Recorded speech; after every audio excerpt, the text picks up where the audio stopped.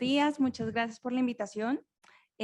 Hoy con Lucía vamos a hablarles un poquito de lo que ha sido nuestra experiencia en el último año. Yo voy a hablar un poco, digamos, de los principios de esta intervención y pues Lucía nos va a dar una visión de lo que hacemos en la práctica.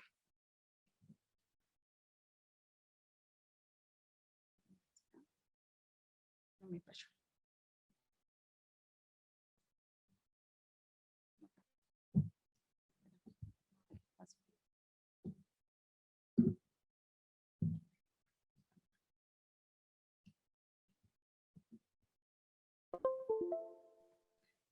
Bueno, un poco más de las generalidades que ya hemos hablado, pero pues digamos que la relevancia que yo quiero darle a esto es que los mecanismos por los cuales la infección genera síntomas prolongados en los diferentes órganos no se comprenden completamente. Hay diferentes posturas, se habla que es el daño directo del órgano, como nos hablaba posiblemente Luis. Pueden haber daños, digamos, de órganos que hemos identificado de una forma más clara, como el pulmón, el corazón o el cerebro, y digamos algo que también es muy relevante para nosotros y son las respuestas anormales que instaura digamos, el cuerpo dado por estados de hipercoagulabilidad o disfunción endotelial. Tenemos una realidad en este momento y es que aproximadamente 1 de cada 10 pacientes experimentan síntomas persistentes después de 12 semanas de la infección aguda. Y esos síntomas, como sabemos, generan mucho impacto en la reincorporación a la vida laboral y social, consecuencias económicas y compromiso en la salud mental. La iniciativa NICE nos ha dado un marco con cual trabajar y nos ha permitido establecer tiempos para que podamos saber qué esperar dentro de los mismos. Entonces, a este momento sabemos que los síntomas que se derivan dentro de las primeras 4 semanas corresponden aún a ese proceso agudo, que después de la semana 4 ya empezamos a hablar de ese paciente que continúa sintomático y que después de la semana 12 ya se empieza a instaurar lo que nosotros conocemos como el síndrome post-COVID, que va a tener mucho valor en la rehabilitación ambulatoria. Y digamos que la unión de estos dos momentos a partir de la semana 4 ya es lo que nosotros consideramos un COVID largo. Un poco para resumir este tema, digamos, conceptual, es mucho de lo que se deriva del COVID hasta la semana 4 se podría decir que es esperado, después de la semana 4 ya requiere intervenciones adicionales porque se están empezando a instaurar procesos, digamos, ya con un comportamiento crónico. Una cosa importante que quiero resaltar es que la probabilidad de desarrollar ese COVID largo o esos síntomas a largo plazo no parece relacionarse con la gravedad de la infección aguda. ¿Qué nos ha dado, digamos, esta información? Los primeros que nos dijeron, mire, esto va a ser un problema con el que ustedes van a tener que empezar a tomar acciones, fueron los italianos que publicaron en JAMA este reporte de 149 pacientes en los cuales nos dijeron, mire, a los 60 días de seguimiento, el 87% de los sujetos tienen al menos un síntoma. Después de esto han venido múltiples estudios, principalmente cortes, reportes de caso, y esta revisión sistemática que incluyó 15 estudios de pacientes tanto hospitalizados como con diferentes espectros de la enfermedad por COVID, que nos dijo, mire, al seguimiento a 100 días, el 80% de los pacientes tienen al menos un síntoma. Y esos síntomas, digamos aquí señalo los más relevantes, se caracterizan principalmente por la fatiga, por la cefalea, por la disnea y por trastornos o desórdenes de la atención. Esto tiene un impacto y una correlación también con la función pulmonar. También ya tenemos varias publicaciones en las cuales nos dicen, mire, hay pacientes en los cuales hay compromiso primordialmente de la capacidad de difusión y del BF1 y la capacidad vital forzada. Y esto, en cierta medida, se asocia con los síntomas. Entonces, en este seguimiento a 3 meses, como ustedes pueden ver señalado, los pacientes que tenían mayor compromiso en la capacidad de difusión tendían a tener más disnea. De ahí, digamos, recogiendo un poco esto, tenemos este documento que es una iniciativa conjunta de las sociedades europeas y americanas del tórax, en las cuales nos dicen, bueno, qué intervenciones vamos a tener en los pacientes que tuvieron COVID. Y digamos que la gran recomendación es, mire, si su paciente tiene síntomas persistentes después de la semana 4, por favor remítalo a servicios de rehabilitación pulmonar, bríndele intervenciones de rehabilitación pulmonar después de la semana 6 a 8 de haber salido del hospital. Pero una cosa importante y es, por favor, haga una estrategia de rasgos tratables. Y el paciente con COVID tiene múltiples rasgos rasgos tratables. Entonces aquí, digamos, hablo un poco la parte conceptual de qué es un rasgo tratable. Entonces el rasgo tratable es una característica, ¿sí?, que es clínicamente relevante, que se puede identificar y se puede medir, y lo más importante, que se puede tratar.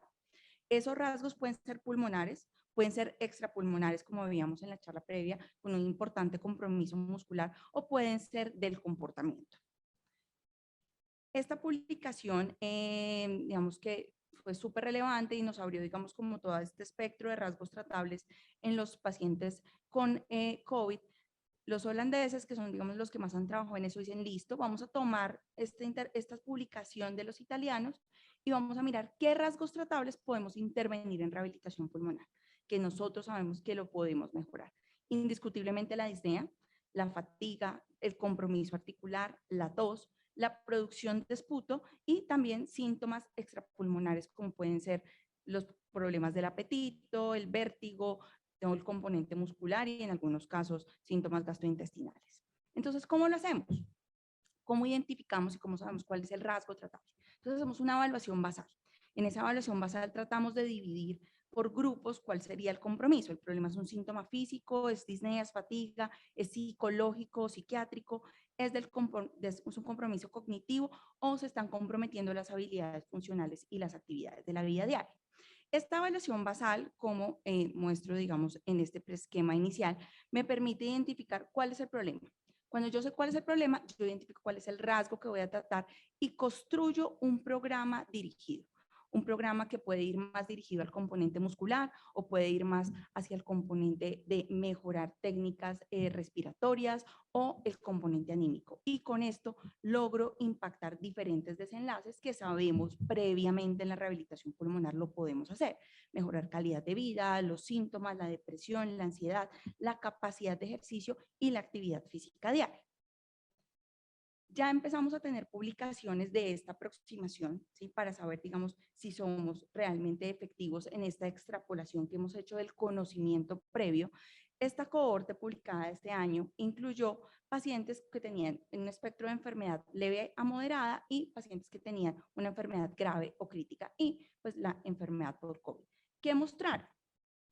Que después de un programa convencional de rehabilitación pulmonar, me refiero convencional al hecho de las 24 sesiones, pero aplicando la estrategia de saber qué es lo que voy a intervenir. Como ustedes ven acá en la gráfica, en los pacientes que tenían una enfermedad leve a moderada, se obtenía una mejoría estadística y clínicamente significativa. Aquí hago una aclaración, nosotros tenemos unas evaluaciones que nos han permitido saber qué es clínicamente significativo y relevante para los pacientes. Un paciente mejora su capacidad de ejercicio cuando mejora 33 metros caminados, que eso significa de no poder pasar al baño a poder pasar al baño, por ejemplo. Entonces, en el paciente leve a moderado la mejoría fue de 48 metros y en el paciente severo a crítico se encontraban mejorías hasta de 124 metros. Eso es poder caminar una cuadra. Con respecto a la capacidad, digamos, a la evaluación funcional pulmonar, la capacidad vital forzada también mostró mejorías estadísticamente significativas, tanto en los sujetos con enfermedad leve a moderada como en los sujetos con enfermedad severa o crítica. En la evaluación muscular, que es tan importante también para nosotros, se encontraron mejorías estadísticamente significativas en la fuerza de prensión, en la fuerza pico a nivel del cuádriceps y en los procesos de repeticiones. A nivel, digamos, de la evaluación psicológica también que es tan relevante, encontramos estadísticamente significativas, mejorías estadísticamente significativas a nivel de ansiedad, depresión, moca y pues algo que para los neumólogos es muy relevante como la disnea.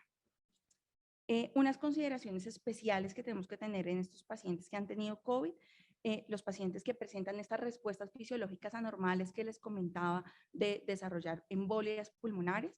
Si el paciente tuvo un evento agudo, debe esperar 4 semanas para poder ingresar al programa, 4 semanas adecuadamente anticoagulado para poder ingresar a los programas que en el caso del sujeto que tuvo TEP no se arranca con esquemas de alta intensidad, sino de moderada intensidad. Y en aquellos sujetos que tuvieron miocarditis se recomienda retrasar el proceso de la rehabilitación pulmonar hasta 6 meses después de haber recuperado la miocarditis. Esto por consideraciones de seguridad y el riesgo de arritmias. En este punto voy a darle paso a Lucía, que va a hablar un poco de la experiencia que hemos tenido en el hospital.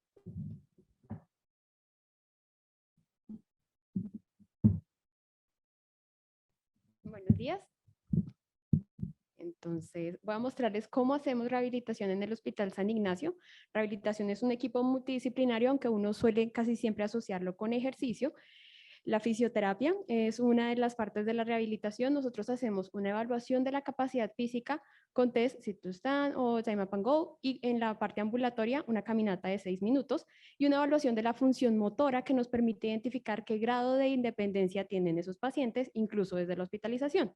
El tratamiento lo enfocamos principalmente a entrenamiento aeróbico, que se hace con una prescripción individualizada y progresando de acuerdo a la adaptación que va haciendo el paciente al ejercicio, y fortalecimiento muscular. Vemos que en la mayoría de pacientes.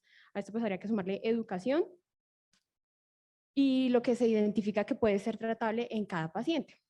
La parte de terapia respiratoria desde la unidad de cuidado intensivo hace la evaluación del soporte ventilatorio, del soporte de oxígeno, y el tratamiento consiste en destetar a esa persona lo más rápido posible del soporte ventilatorio o de la oxigenoterapia que tenga para que pueda regresar a su casa con un menor grado de asistencia, y evaluar la función muscular, los mecanismos de tos para hacer que esa persona tenga una higiene adecuada de su vía aérea y no tenga complicaciones asociadas con las complicaciones de COVID.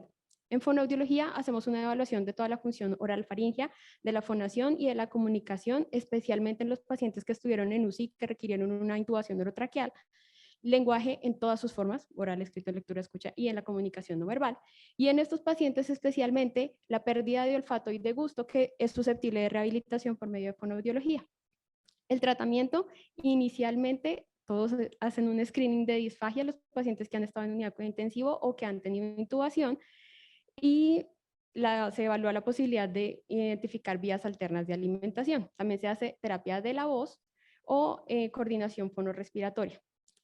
El último miembro de nuestro equipo en rehabilitación es la terapeuta ocupacional, quien realiza a los pacientes que ya están despertándose valoración, un tamizaje cognitivo con un test de MOCA y la evaluación de su independencia en actividades de la vida diaria y hasta cierto grado en actividades instrumentales de la vida diaria.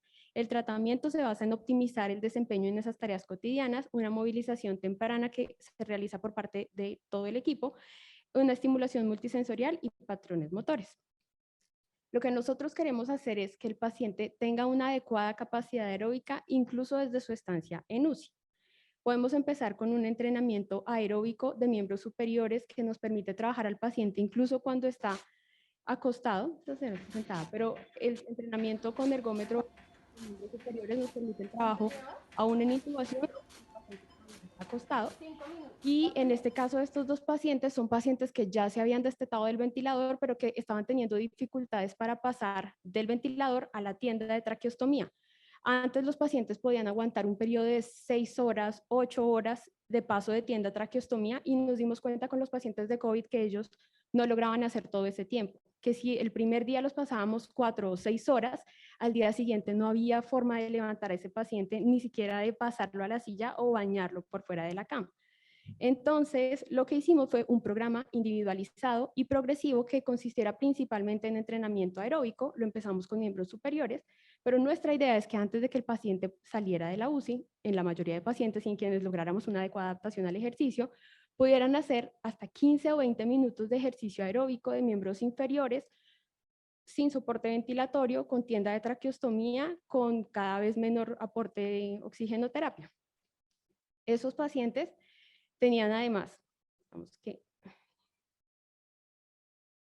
esto no lo habríamos logrado, o sea, el ejercicio lo logramos, pero no habría sido posible si no hubiéramos tenido una adecuada vía oral con nutrición, si no hubiéramos tenido una evaluación de la deglución e inicio de la vía oral una vez el paciente ha logrado destetarse, si no lograra independencia en algunas actividades de la vida que tienen que ver con su autocuidado y que eran los que le permitían estar un poco más vinculados a la actividad que sucedía en la UCI, y si estos pacientes definitivamente no tuvieran un tipo de estimulación cognitiva que les permitiera hacer algo con su tiempo libre, porque estar todo el día en una UCI en donde a veces no tenían luz, todo el tiempo es igual, no favorecía tanto la rehabilitación de estos pacientes. Necesitamos unir esfuerzos para lograr lo que les mostré en la diapositiva anterior.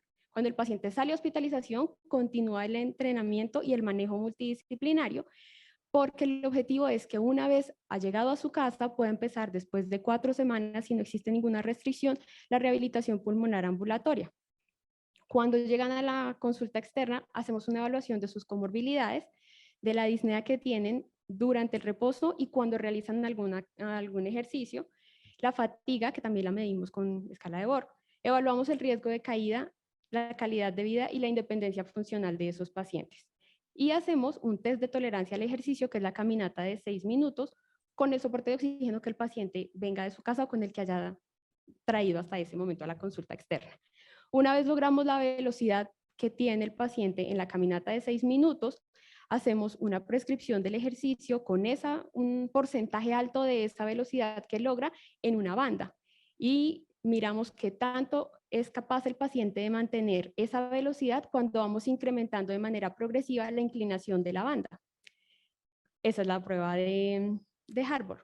Cuando tenemos esas dos variables, velocidad e inclinación, podemos iniciar la prescripción del ejercicio y hacemos una prueba de resistencia con un porcentaje alto de la velocidad que alcanzó en caminata y la inclinación que alcanzó en el test de Harvard para medir la resistencia de ese paciente. Eso lo hacemos al inicio y al final de la rehabilitación para darnos cuenta de cuál es el cambio que ha tenido el paciente. Y esperamos, como dice la doctora, que la caminata camine más de 33 metros y que la resistencia duplique el tiempo que me hizo al inicio del programa. También hablamos la motivación y las expectativas, porque definitivamente un paciente no hace lo que no le parece interesante y no se va a comprometer con un programa a menos que vea que de ello va a sacar algo que resulta de provecho para su cotidianidad. El tratamiento es principalmente entrenamiento aeróbico, entrenamiento de fortalecimiento muscular, entrenamiento en los casos en los que sea necesario de los músculos respiratorios, cuando el paciente no tenía oxígeno previo y podemos hacer un adecuado proceso de destete, iniciar el destete de oxígeno y controlar cuál es la respuesta del cuerpo y de la oximetría a la actividad física, educar al paciente en lo que sucedió, en lo que eso ha implicado para su vida y en cómo sería la mejor manera de reincorporarse a su cotidianidad. Hacemos también una valoración por nutrición y la pandemia nos empujó un poco a la telerehabilitación para hacer que los pacientes no tuvieran que estar en su casa quietos, sino que pudieran estar vinculados de alguna manera con el proceso de rehabilitación que era supervisado, entendiendo pues que obviamente esto tenía la limitación de conectar una persona de 80 o 70 años a una cámara, apagar el micrófono y hacer una monitorización continua de su propia respuesta cronotrópica y de la respuesta del oxígeno al realizar ejercicio.